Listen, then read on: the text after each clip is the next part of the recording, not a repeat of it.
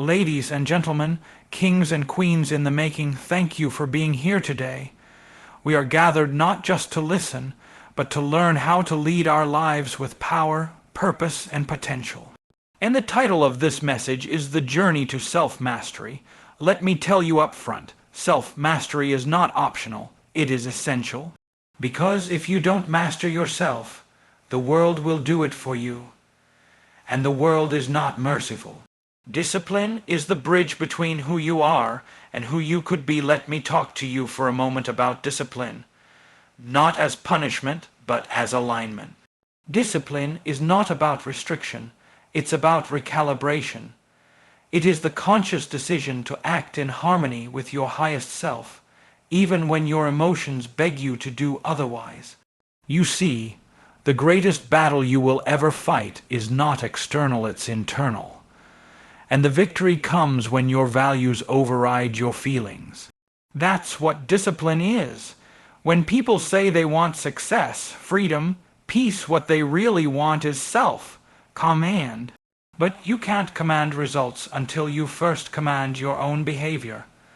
This is why discipline is the bridge. It is the only thing that connects the person you are today with the person you were designed to become. You want confidence, discipline builds it. You want freedom, discipline earns it, because without it you become a slave to your moods, your distractions, your limitations. But with it, you become the architect of your own life. The mind always seeks the path of least resistance, but mastery is never found on that path. Discipline is doing what's necessary when it's inconvenient. It's reading the book instead of scrolling. It's waking up when the alarm goes off. It's showing up when no one's clapping. And that's where your power lies, not in the moment of applause, but in the moment of decision. Most people wait to feel motivated before they act, but champions act their way into motivation. Discipline is the fuel for that fire. It is how you build trust with yourself, and that trust is the foundation of transformation. Discipline isn't just what you do, it's who you become. Master that, and you master everything else. Mastering your minds, it unlocks everything else if you want to change your life. You have to start by changing your mind. It's not poetic. It's principle. Your mindset isn't a mood, it's a mental framework, a filter through which you interpret every situation. And here's the truth, your results will never outgrow your beliefs. You don't see the world as it is, you see the world as you are. Now, I know a lot of people who think their problem is lack of opportunity, but it's not. It's lack of awareness, mental blind spots created by unchallenged assumptions. You've been programmed, by culture, by trauma, by repetition, to see limitations where there are none, and to shrink back from the very thing you're called to conquer. The battlefield is the mind, and if the enemy can plant fear, doubt, and confusion in your thinking, he doesn't have to steal your purpose. You'll give it away. The subconscious mind is like fertile soil. Whatever you plant in it, it will grow. Whether it's faith or fear, vision or limitation. So, what are you planting every day with your words, your thoughts, your focus? You've got to become the gatekeeper of your mental garden. You've got to evict those limiting beliefs and replace them with principles that empower and uplift. See, transformation doesn't happen by accident. It happens by renewal, and that renewal starts with mindset. Romans 12:2 says, "Be transformed by the renewing of your mind." That's not just scripture, that's strategy. You want to be a better leader, a better parent, a better creator. Start with your internal dialogue. Because when your mindset shifts, your entire world shifts with it. Change your thinking, and your thinking will change everything. Your future is hidden in your daily routine. Let's get one thing straight. Your future is not found in some distant, mystical event. It's not waiting for you at the next big opportunity or breakthrough. Your future is hiding in your daily routine. It's tucked inside what you do repeatedly, not occasionally. And here's what most people miss.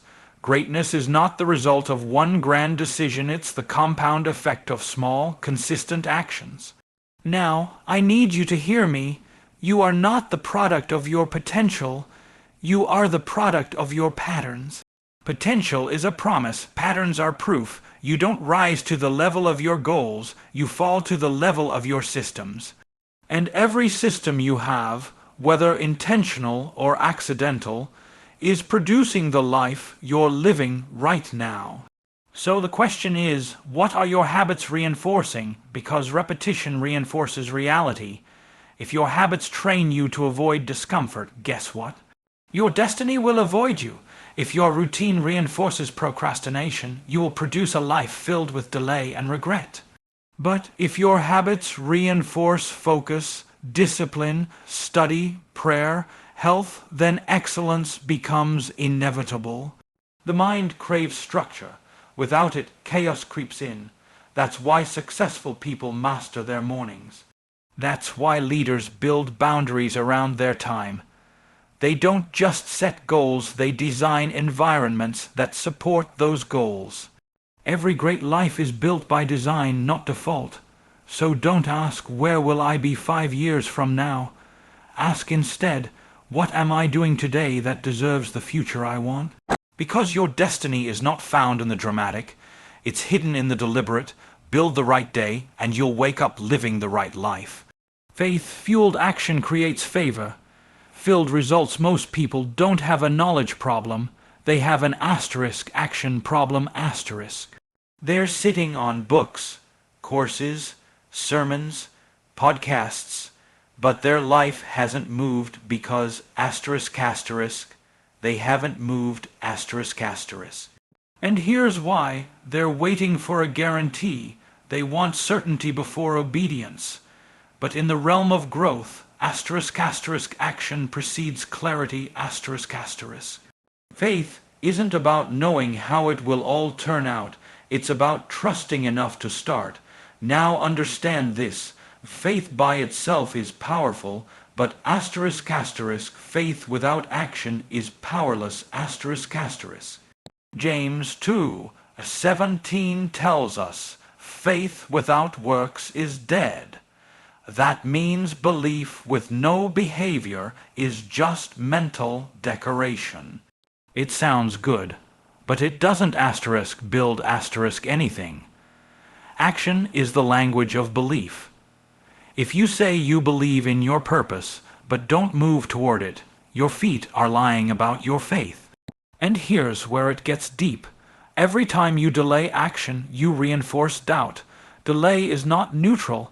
It's a decision. It tells your brain, this goal must not matter that much. Over time, that becomes a pattern, then a lifestyle, then regret. When you move, even when it's messy, even when it's not perfect, you activate momentum. You trigger confidence, and you align yourself with divine timing. Look at Scripture. God never gave instructions to people standing still. He spoke to people asterisk in motion asterisk. Abraham asterisk walked asterisk. Moses asterisk stretched asterisk. Peter asterisk stepped out asterisk. So stop praying for doors to open if you're not even willing to walk down the hallway. Take the step, make the call, write the page, start the thing. You don't need more inspiration. You need obedience in motion. Because favor doesn't find the stagnant, it finds the faithful. Skill development multiplies your value in the marketplace. Let's talk about value, real value. Not the kind people post about, but the kind that produces fruit in the marketplace. See, the world doesn't pay you for your potential. It pays you for your proof. Potential is unlimited, but until it's refined into skill, it has no economic power. You don't get paid for who you are. You get paid for what you can do that solves problems. And here's the truth that too many people ignore.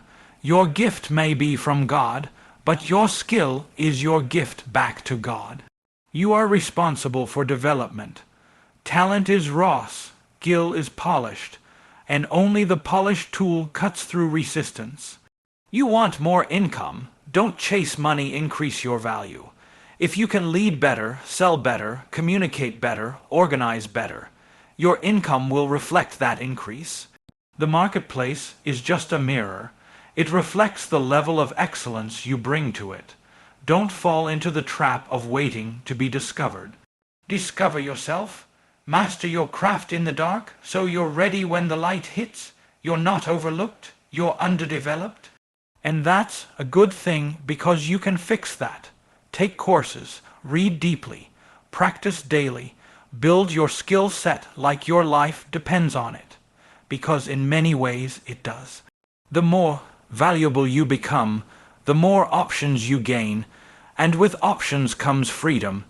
It's not magic, it's mastery. Elevation is not just a matter of favor, it's a matter of function. Are you useful? Are you excellent? Are you prepared? You were never meant to compete. You were meant to become incomparable. Transformation begins with ownership, not excuses. Here's something powerful that many people don't fully grasp. Transformation begins when you stop blaming and start owning. It's tempting and easy to point fingers, to blame your circumstances, your upbringing, the economy, or other people for where you are right now. But every excuse you make is a brick in the prison you build around yourself. Ownership is the key that unlocks every door. You see, when you take full responsibility for your life, something shifts inside you. You move from victim to victor, from reactive to proactive. The moment you say, "This is on me," you gain power, not because the problems vanish, but because you become the solution. You are no longer at the mercy of external forces. You are the captain of your ship. Now, I'm not saying ownership means perfection or never failing. No, it means accountability. When you miss the mark, you don't run from it. You learn from it. When you face setbacks, you don't blame others. You adjust your strategy. Ownership means being brutally honest with yourself about what's working and what's not, then doing the hard work to change. This mindset creates a fertile ground for growth because it demands action. You don't wait for someone else to fix you or for the stars to align. You fix your mindset, your habits, your skills. You rewrite your story. Excuses keep you stuck. Ownership propels you forward. You don't control everything that happens to you, but you control how you respond, and your response shapes your destiny. So I challenge you, stop making excuses, start making decisions, own your life fully, because the moment you do, you begin the greatest journey of all, the journey to becoming the master of yourself.